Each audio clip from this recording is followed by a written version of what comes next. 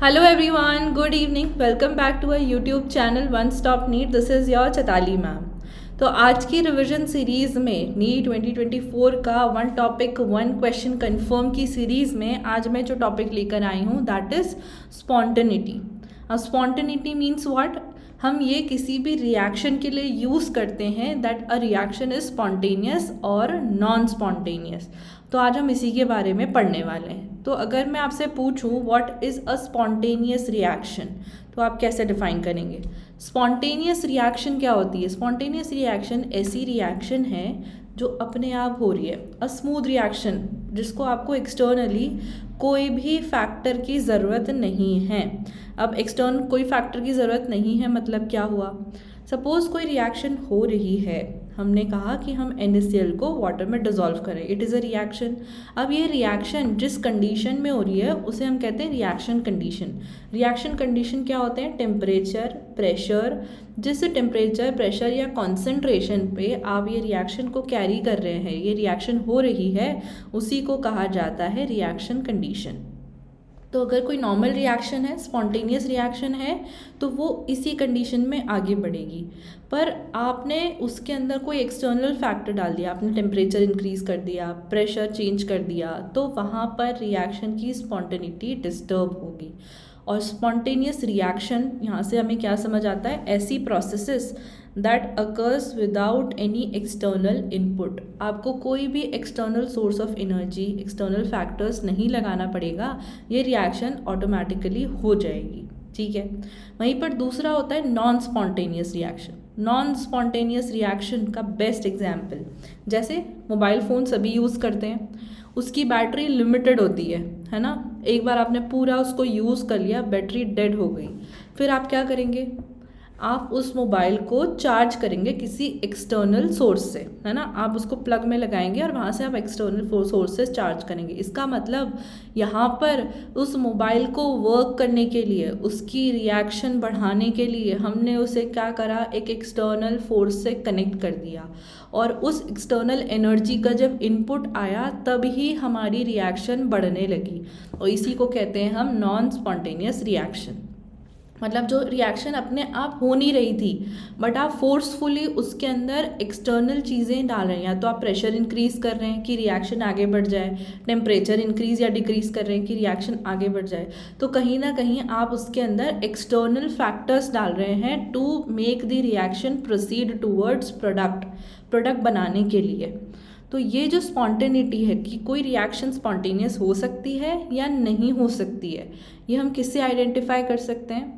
तो उसके लिए आता है गिब्स फ्री एनर्जी.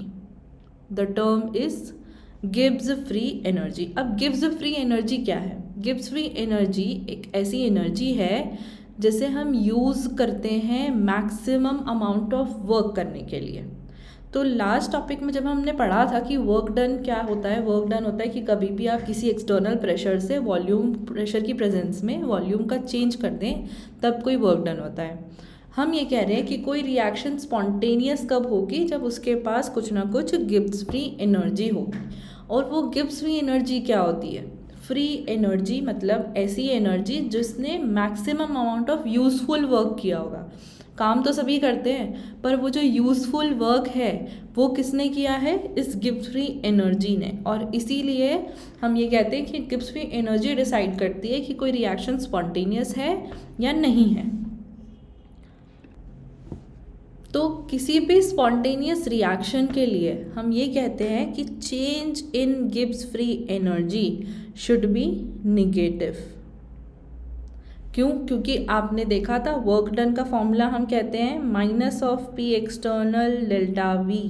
कहीं ना कहीं वर्क डन का साइन भी हम यहाँ पर नेगेटिव बताते हैं. और जब हम गिब्स फ्री एनर्जी को वर्क डन से कंपेयर कर रहे हैं कि हम मैक्सिमम वर्क निकाल सकें, यूज़फुल वर्क, तो हम ये कहते हैं कि कोई रिएक्शन स्पॉन्टेनियस है मतलब उसकी delta G, change in Gibbs free energy क्या होगी? नेगेटिव होगी. तभी वो रिएक्शन स्पॉन्टेनियस है. इसका मतलब अगर कोई रिएक्टेंट चल रहा है और प्रोडक्ट में कन्वर्ट हो रहा है तो वो प्रोडक्ट जो रिएक्शन हो रही है उसकी change in Gibbs free energy क्या होगी? निगेटिव होगी. निगेटिव होगी। या फिर आप ऐसा भी कह सकते हो कि रिएक्टेंट की एनर्जी बहुत ज़्यादा थी और जब प्रोडक्ट में कन्वर्ट हुई तो प्रोडक्ट एक स्टेबल फॉर्म बन रहा है, और मतलब वहाँ पर एनर्जी रिड्यूस हो गई, एनर्जी कम कम हो गई, तभी तो स्टेबिलिटी इंक्रीज होगी, और इसीलिए डेल्टा जी नेगेटिव हो गया। गिब्स फ्री एनर्जी भी तो एक एनर्जी है। और स्पॉन्टेनियस, नॉन स्पॉन्टेनियस के लिए हम कहेंगे कि change in Gibbs free energy क्या होती है, पॉजिटिव होती है, इसीलिए वो रिएक्शन पॉजिटिव हो रही है, change in Gibbs free energy positive जा रही है, तो वो नॉन स्पॉन्टेनियस हो गई। तो बहुत इजी है समझना क्या, कि अगर रिएक्टेंट है और वो रिएक्टेंट प्रोडक्ट में कन्वर्ट हो रहा है तो रिएक्टेंट की एनर्जी बहुत ज़्यादा है, वो प्रोडक्ट में कन्वर्ट हो रहा है, क्यों? क्योंकि वहाँ पर उसे स्टेबिलिटी चाहिए, एनर्जी को कम करना पड़ेगा तभी स्टेबल प्रोडक्ट बनाएगा, और वो जो डिक्रीज इन एनर्जी है उसी को हम कहते हैं गिब्स फ्री एनर्जी। अगर रिएक्टेंट की एनर्जी ज़्यादा है और प्रोडक्ट में जब वो कन्वर्ट हो रहा है उस प्रोडक्ट की एनर्जी और ज़्यादा हो गई, बहुत ज़्यादा हो गई, तो इसका मतलब क्या हुआ, क्या कभी भी कोई रिएक्शन हायर एनर्जी से और हायर एनर्जी पर जाएगी क्या? ये तो अनस्टेबिलिटी की बात हो गई, इसीलिए नॉन स्पॉन्टेनियस रिएक्शन में गिब्स फ्री एनर्जी पॉजिटिव होती है। अब गिब्स फ्री एनर्जी के लिए हम कैसे कैलकुलेट करते हैं, हमें क्या पता है किसी भी सिस्टम के अंदर अभी तक आपने क्या क्या देखा था, आपको पता है कि हीट ऑफ द सिस्टम होता है, या work done on the system होता है, या इंटरनल एनर्जी होती है। गिब्स फ्री एनर्जी कैसे कैलकुलेट करें, तो गिब्स फ्री एनर्जी का एक फॉर्मूला होता है, that is delta G is equal to delta H minus T delta S.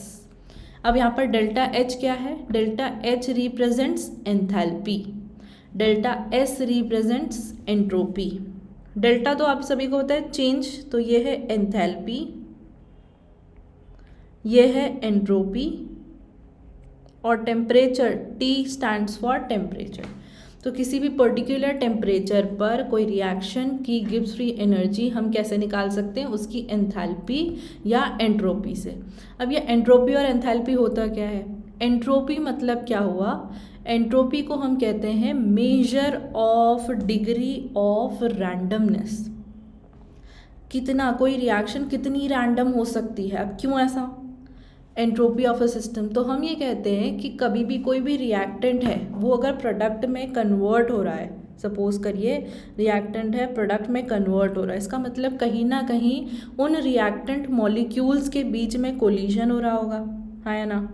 अगर कोलिजन हो रहा है इसका मतलब उनके अंदर रैंडम मोशन है, मूवमेंट है, तो जितना ज़्यादा रैंडम मोशन है उतना ज़्यादा कोलिजन और उतना ही ज़्यादा कन्वर्जन है फ्रॉम रिएक्टेंट टू प्रोडक्ट, और इसी को हम कहते हैं क्या, एंट्रोपी। तो entropy is measure of randomness या फिर डिसऑर्डरनेस ऑफ अ सिस्टम।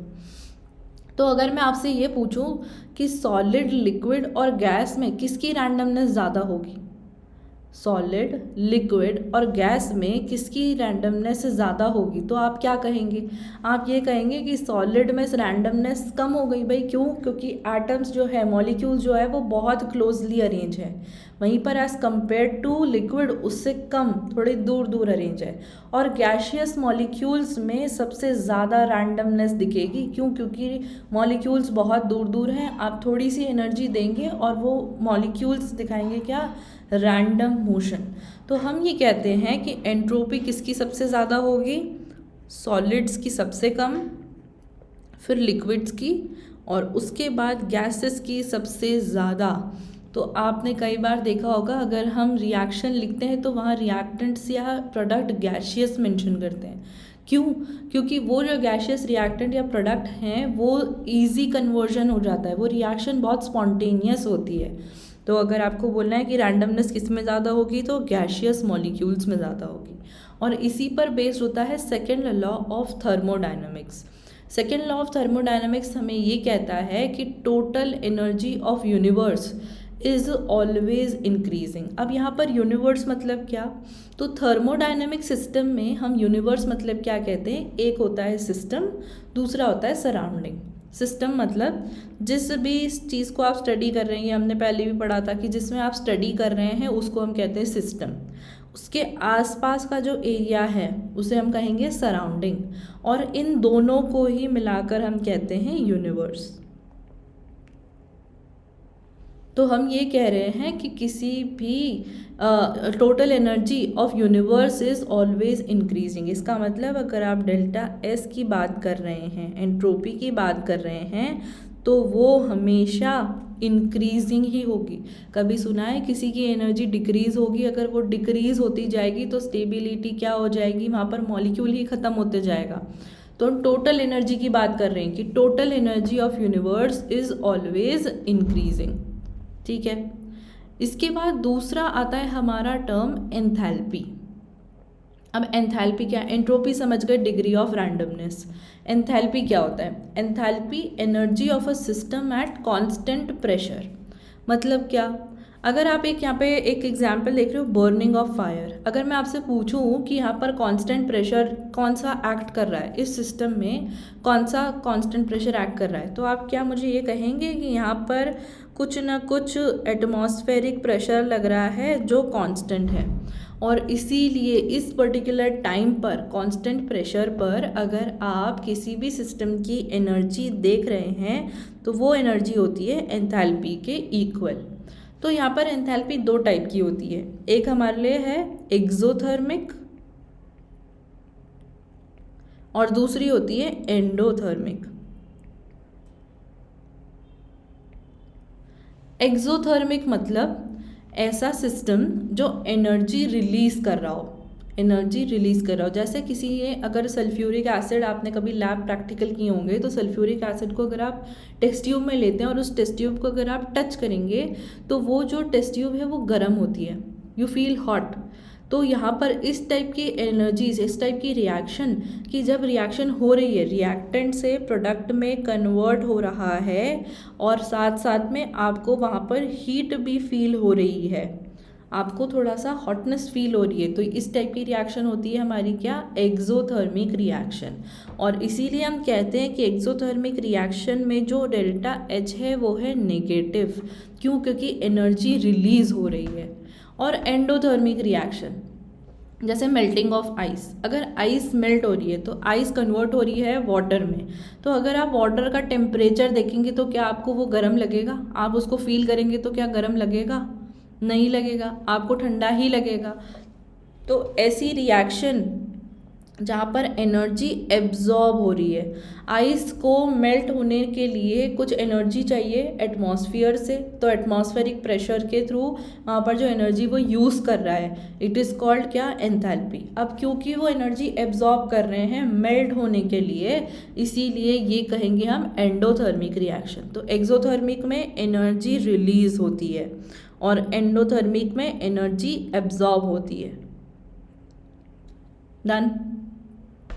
तो अब जो हमारा मेन टॉपिक था that is spontaneity of a reaction, हमने समझ लिया कि एंट्रोपी क्या होती है, दूसरा एंथैल्पी क्या होती है। अब हम देखते हैं कि वो कैसे डिसाइड कर रहा है स्पॉन्टेनिटी ऑफ अ रिएक्शन। तो हमने इक्वेशन पढ़ी थी क्या? Delta G is equal to delta H minus T delta S.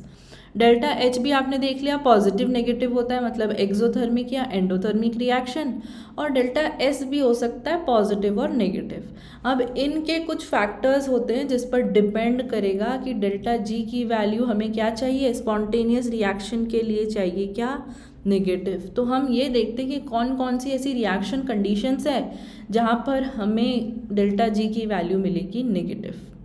तो सबसे पहला कंडीशन देखते हैं। सबसे पहला कंडीशन देखिए, मैंने बोला डेल्टा एच भी नेगेटिव है और डेल्टा एस भी नेगेटिव है, दोनों ही नेगेटिव है। तो अगर आप डेल्टा जी और delta H minus T delta S में इन वैल्यूज़ को पुट करें, मतलब हमारे पास क्या आया? डेल्टा एच भी नेगेटिव और डेल्टा एस भी नेगेटिव, और हमें क्या चाहिए? डेल्टा जी नेगेटिव चाहिए। क्यों? क्योंकि हमें रिएक्शन को स्पॉन्टेनियस बनाना है। तो अगर मैं आपसे पूछूं कि ये रिएक्शन स्पॉन्टेनियस कब हो सकती है, तो क्या आप ये कहोगे कि जब डेल्टा एच की वैल्यू टी डेल्टा एस से ज़्यादा हो, टी डेल्टा एस की वैल्यू कम हो जाए और डेल्टा एच ज़्यादा हो जाए। क्यों? क्योंकि डेल्टा एच नेगेटिव है और डेल्टा जी भी मुझे नेगेटिव चाहिए है। तो अगर दो वैल्यूज़ को कंपेयर कर रहे हैं तो दिस इज़ हमारा डेल्टा एच और this is T delta S. Delta H ज़्यादा चाहिए मुझे तो टी डेल्टा एस को कम होना पड़ेगा। और टी डेल्टा एस को कम कब हो सकता है? जब मैं ये जो टेम्परेचर है इसको कम कर दूँ। तो हम ये कहेंगे कि अगर एक्सोथर्मिक रिएक्शन है, एंट्रोपी भी नेगेटिव है, तो रिएक्शन स्पॉन्टेनियस कब होगी? At low temperature. वहीं पर अगर मैं बोल दूँ कि टेम्परेचर हाई कर दिया, तब अगर मैंने टेम्परेचर हाई कर दिया, इंक्रीज़ कर दिया, तो क्या होगा? क्योंकि अब टी डेल्टा एस की वैल्यू क्या है? इंक्रीज़ हो रही है। टी डेल्टा एस की वैल्यू इंक्रीज़, तो पॉजिटिव वैल्यू इंक्रीज़ हो रही है एंड एंथैल्पी डिक्रीज़ हो रही है। तो हमारा जो डेल्टा जी है वो क्या हो जाएगा? डेल्टा जी आएगा पॉजिटिव एंड दैट मीन्स ये रिएक्शन हो जाएगी नॉन स्पॉन्टेनियस। तो अगर एक्सोथर्मिक रिएक्शन की बात करें तो एक्सोथर्मिक रिएक्शंस में लो टेम्परेचर पर एंट्रोपी भी नेगेटिव हो तब ही रिएक्शन क्या होती है? स्पॉन्टेनियस होती है। वहीं पर अगर दूसरा देखें, दूसरी कंडीशन देखिए, डेल्टा एच नेगेटिव है, डेल्टा एस पॉजिटिव है, तो क्या मैं यहाँ पर कब कहूँगी कि अब रिएक्शन स्पॉन्टेनियस कब हो सकती है? या तो टेम्परेचर आपने लो कर दिया या टेम्परेचर आपने हाई कर दिया। अब क्योंकि ये पॉजिटिव है डेल्टा एस और पॉजिटिव टी डेल्टा एस की वैल्यू क्या करूँ मैं? कम करूँ। क्यों? क्योंकि कंपेयर टू किससे? डेल्टा एच से। डेल्टा एच की वैल्यू ज़्यादा होनी चाहिए। तो यहाँ पर हम कहते हैं कि reaction is spontaneous at all temperature, है ना। बहुत लो कर दिया तो भी सेम ऑल टेम्परेचर, और बहुत हाई, तो ये जो ऑल टेम्परेचर वाला रेंज है वो कहाँ से है? लो से हाई के बीच में है। तो जितनी भी टेम्परेचर आप रखेंगे, थोड़ा थोड़ा इंक्रीज़ करेंगे, सपोज 25 डिग्री है, रूम टेम्परेचर है, तो उस पर्टिकुलर टाइम पर भी ये रिएक्शन हमारी स्पॉन्टेनियस होगी। ठीक है, तो ये स्पॉन्टेनियस रिएक्शन के ऊपर हमने पूरा कॉन्सेप्ट समझ लिया। अब इसको हम चेक करते हैं किस पे? क्वेश्चंस के ऊपर। सपोज ये क्वेश्चन है, for a given reaction delta H की वैल्यू है 35.5, डेल्टा एस की वैल्यू है 83.6, so the reaction is spontaneous at. आपसे पूछा है रिएक्शन हमें चाहिए स्पॉन्टेनियस, किस टेम्परेचर पे वो रिएक्शन स्पॉन्टेनियस होगी। तो फॉर्मूला देखते हैं क्या? Delta H is equals delta G is equals to delta H minus T delta S. Done.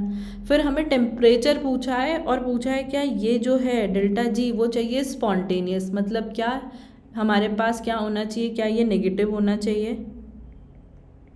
अगर मैं delta H minus T delta S ऐसे रखूँ तो क्या ये नेगेटिव होना चाहिए? हाँ जी, होना चाहिए।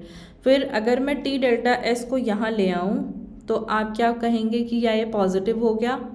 तो T delta S is equals to delta H, and अगर टेम्परेचर निकालना है तो क्या होगा? Delta H upon delta S. तो अब हम देखते हैं कि हमें अगर नेगेटिव चाहिए, क्या गिब्स फ्री एनर्जी स्पॉन्टेनियस होना चाहिए, नेगेटिव चाहिए है, तो हमें delta H upon delta S की वैल्यू क्या होनी चाहिए? क्या होनी चाहिए?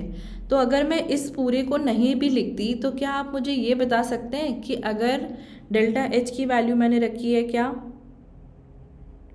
35.5 किलो जूल्स है, तो 10 टू द पावर 3, मतलब डेल्टा एच बहुत ज़्यादा नेगेटिव है। डेल्टा एच है यहाँ पर, ठीक है, माइनस ऑफ टेम्परेचर और डेल्टा एस की वैल्यू है 83.6, करेक्ट। और हमें वैल्यू क्या चाहिए? निगेटिव चाहिए, डेल्टा जी की वैल्यू निगेटिव चाहिए। तो कहीं ना कहीं ये जो टेम्परेचर है इसको ज़्यादा होना पड़ेगा, इंक्रीज़ होना पड़ेगा, हाँ या ना। तो टेम्परेचर को हाई जाना पड़ेगा, इसका मतलब ऑप्शन बी हमारे लिए चला गया। अब 298 और 425 बचता है, तो ऑप्शन डी भी चला गया। क्यों? यहाँ पे टेम्परेचर तो कम दिखा रहा है, ऑप्शन डी भी नहीं है।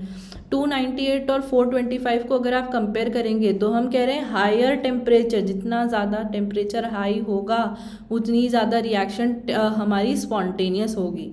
तो 298 और 425 में से आप किसको मानेंगे हाईएस्ट टेम्परेचर? ये होगा ना 298, तो क्या है? Room temperature. तो इसीलिए correct answer will be option A. दूसरा क्वेश्चन देखिए, फॉर द रिएक्शन 2Cl से कन्वर्ट हो रहा है Cl2 में, तो करेक्ट ऑप्शन इज, अच्छा पूछा है यहाँ पर एंथैल्पी और एंट्रोपी का क्या रिलेशन होना चाहिए था। तो क्या आपको एंट्रोपी हमने क्या पढ़ा था, डिग्री ऑफ रैंडमनेस। इसका मतलब क्या मैं यहाँ पर ये लिख दूँ कि पहले गैस के 2 मोल थे और अब गैस के 1 मोल है, तो वो मोल में क्या हो गया, रिडक्शन हो गया, और क्योंकि मोल में रिडक्शन हो रहा है इसीलिए एंट्रोपी भी क्या हो गई, कम हो गई ना। तो ये होना चाहिए लेस देन 0, क्योंकि यहाँ पर मोल्स, नंबर ऑफ मॉलिक्यूल्स कम होते जा रहे हैं। डिग्री ऑफ रैंडमनेस क्या है, मॉलिक्यूल से देख रहे थे, तो वो कम होता जा रहा है, तो इसका मतलब entropy should be negative, less than 0। तो option A and option C हमारे लिए हट जाता है। फिर हम चेक करते हैं एंथैल्पी। एंथैल्पी क्या है, यहाँ पर क्या थे, 2 क्लोरीन के एटम हैं, 2 क्लोरीन के अलग अलग एटम हैं और वो मिलकर बना रहे हैं क्लोरीन मॉलिक्यूल, मतलब यहाँ पर बॉन्ड फॉर्मेशन हो रहा है। और जब भी कोई रिएक्टेंट प्रोडक्ट से कन्वर्ट होता है तो वो क्या होगा, स्टेबिलिटी में जाएगा। स्टेबिलिटी में जाएगा इसका मतलब कहीं ना कहीं एनर्जी रिलीज़ करेगा। भाई इनकी एनर्जी, ये जो रिएक्टेंट है इनकी एनर्जी है ज़्यादा, इसकी एनर्जी है कम। इसका मतलब कहीं ना कहीं क्लोरीन का जब मॉलिक्यूल बना होगा तो कुछ ना कुछ हीट रिलीज़ हुई होगी, और अगर हीट रिलीज़ होती है तो हम कहते हैं रिएक्शन इज़ एक्सोथर्मिक, मतलब नेगेटिव होना चाहिए एंथैल्पी को। तो करेक्ट आंसर आपको यहाँ पर क्या दिख रहा है, ऑप्शन डी, एंथैल्पी भी नेगेटिव, एंट्रोपी भी नेगेटिव। ठीक है, फिर नेक्स्ट देखो, the correct thermodynamic condition of spontaneous reaction at all temperature. अभी हमने डिस्कस किया था कि कौन सा ऐसा कंडीशन है जहाँ पर reaction is spontaneous at all temperature. तो अभी हमने डिस्कस किया था ना कि अगर मैं यहाँ पर एंट्रोपी को क्या कर दूँ, एंट्रोपी को क्या कर दूँ, 0, पॉजिटिव या नेगेटिव। आप यहाँ पर देखेंगे ऑल टेम्परेचर्स मतलब एंथैल्पी हमने देखी थी should be negative, exothermic reaction, और एंट्रोपी को हमने देखा था positive, entropy should be positive, enthalpy should be negative. तो reaction condition should be what, option A, B, C और डी। तो यहाँ पर आप देख रहे हो कौन सा ऑप्शन ए करेक्ट दिख रहा है, जहाँ पर एंथैल्पी इज नेगेटिव और एंट्रोपी इज पॉजिटिव। और अब आपके लिए मैं यहाँ पर 2 क्वेश्चन लिखे हैं, that is for assertion and reason. तो आपको ये क्वेश्चन सॉल्व करने हैं और इसके आंसर्स, दोनों ही असर्शन रीज़न के आंसर आप मुझे कमेंट सेक्शन में बताएंगे। अगर आपको ये क्वेश्चन समझ में आया है, टॉपिक समझ में आया है, तो आप इस क्वेश्चन को पॉजिटिवली आंसर कर पाएंगे, the first and the second. तो आई होप कि ये टॉपिक आपके लिए क्लियर है, द रिएक्शन स्पॉन्टेनिटी। अगर अच्छा लगा है तो प्लीज़ लाइक करो, चैनल को सब्सक्राइब करो और अपने फ्रेंड्स के साथ में शेयर करो, ताकि सभी के लिए नीट 2024 का एक क्वेश्चन कंफर्म हो जाए। Thank you everyone.